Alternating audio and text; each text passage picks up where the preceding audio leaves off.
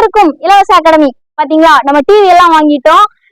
நம்ம வந்து each year பகுதியோட டே 63 பாத்துக்கிட்டு இருக்கோம். பார்ட்ஸ் ஆஃப் ஸ்பீச்ல ப்ரோனவுன் எரர் பாத்துக்கிட்டு இருக்கோம் மக்களே. சரிங்களா, வாங்க வீடியோக்குள்ள போலாம். இங்க பாருங்களேன், please pass me the book which is red in colour. அப்படின்னா என்ன அர்த்தம்னா, இங்க நிறைய புக் இருக்கு, அதுல ரெட் கலர்ல இருக்க புக்கை எனக்கு பாஸ் பண்ணி எடுத்து கொடு அப்படிங்கிற மாதிரி அர்த்தம். சரிங்களா, இங்க பாருங்களேன், please pass me the book comma which is red in color. அப்படின்னா என்ன அர்த்தம், இருக்கிறதே ஒரு புக்கு தான், அந்த புக்கை எடுக்கக்கூடிய அந்த புக்கு எப்படிப்பட்ட புக்கு, ரெட் கலர்ல இருக்கக்கூடிய புக்கு அப்படின்னு அர்த்தம். இப்ப இந்த இடத்துல 5 புக்கு இருக்குன்னா புக்கோட கலர் சொல்ல வேண்டியது அவசியமான ஒரு விஷயம். அப்ப இது என்ன இன்ஃபர்மேஷன் மக்களே, நெசசரி இன்ஃபர்மேஷன். ஆனா இதுவே அங்கேயே ஒரு புக்கு தான் இருக்கு, அந்த புக்கோட கலரை மென்ஷன் பண்ணாலும் பண்ணலன்னாலும் நம்ம கிட்ட இருக்க ஃப்ரெண்டோ யாரோ ஒருத்தவங்களோ எடுத்து கொடுன்னு சொன்னா ஆப்வியஸா அந்த ஒரு புக்கை தான் எடுத்து கொடுப்பாங்க. கரெக்டா, அது ரெட் கலர்ல இருக்குன்னு சொல்லணும்னு அவசியம் இருக்கா,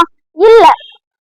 ஆனாலும் அந்த புக் ரெட் கலர்ல இருக்குன்னு சொல்றோமா, அப்ப இது எப்படிப்பட்ட இன்ஃபர்மேஷன், அடிஷனல் இன்ஃபர்மேஷன். ஓகே, நம்ம 2-3 நாளைக்கு முன்னாடியே வீடியோல பார்த்திருப்போம், அடிஷனல் இன்ஃபர்மேஷன் வந்தா நம்ம தட்டு போடக்கூடாது.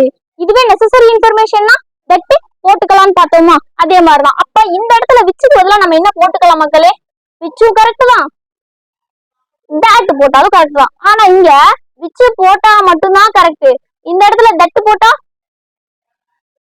தப்பு. சரிங்களா, ஓகே. இதே மாதிரி நாளைக்கு தட்டு வர்ற எந்த இடத்துல எல்லாம் விச்சு வரலாம், தட்டு வர்ற எந்த இடத்துல எல்லாம் விச்சு போடக்கூடாது அப்படின்னு ஒண்ணுல, இதை அப்படியே ரிவர்ஸ்ல பார்ப்போம்.